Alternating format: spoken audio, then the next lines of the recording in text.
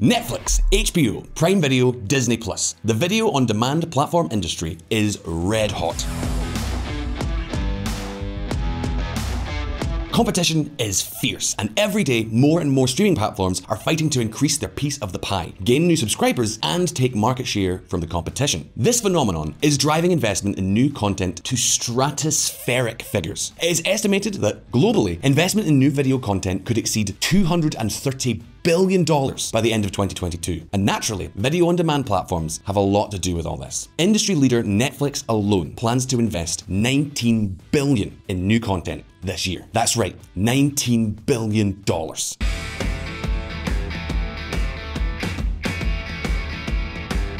What's more, this is a level of investment that cannot be considered a one-off or an extraordinary event. And you see, given the enormous competition in the industry, streaming companies are forced to spend more and more on new content in order to retain subscribers. At present, virtually none of these platforms are achieving positive cash flows. And that is precisely what explains recurring headlines like this one.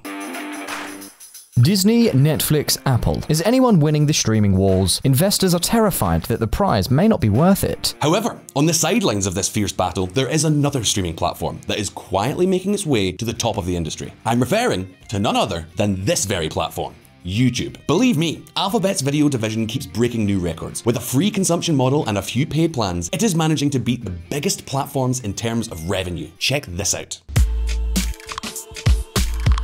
During the fourth quarter of 2021, YouTube billed more than $8.6 billion in ads alone, without taking into account the paid services it already offers, which Alphabet does not provide cost breakdowns for the time being. Even so, the point is that advertising revenues alone allowed YouTube to far surpass the approximately $7.7 billion billed by the same period by the current #1 video-on-demand platform, Netflix. In total, YouTube billed almost $30 billion in advertising during 2021, maintains annual growth rates above 30%, and what is even more important, YouTube achieved these huge figures without having to make the huge investment in content that the rest of the platforms are forced to do.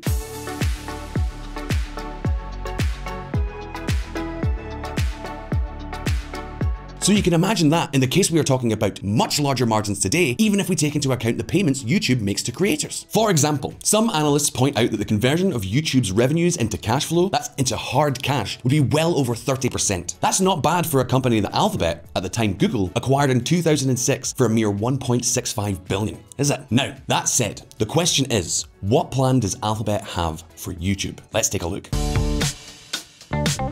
A service epicenter.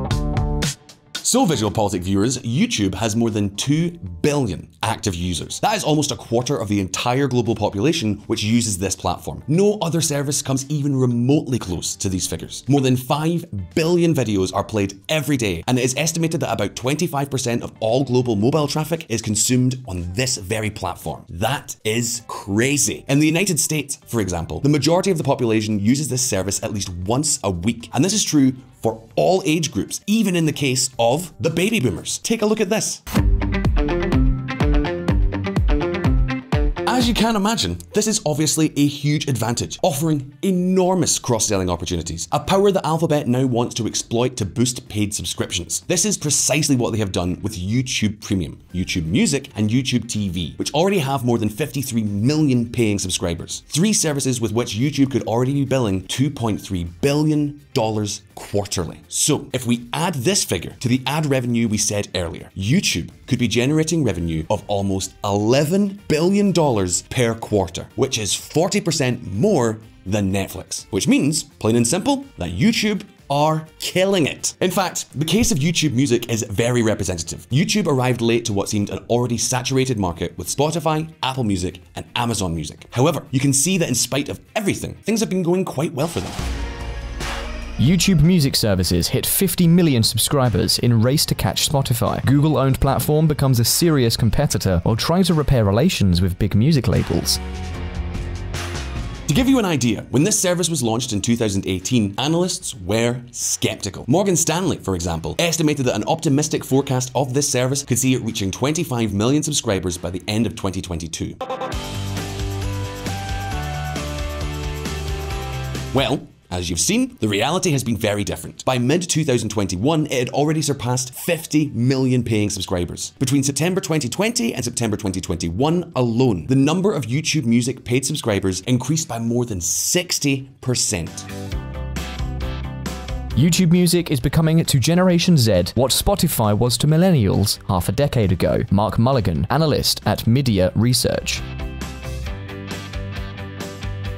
And take note, because according to data provided by Lyre Cohen, one of the heads of the division to the Financial Times, taking into account both advertising and the percentage of subscription payments that music creators collect, they would be receiving more than $4 billion a year from YouTube compared to the approximately $5 billion paid out to them by Spotify, despite Spotify having 3 times as many subscribers. This is, in fact, another of the great assets that YouTube's San Bruno headquarters wants to exploit to continue gaining market share in the music streaming industry, to be able to generate much more revenue for creators.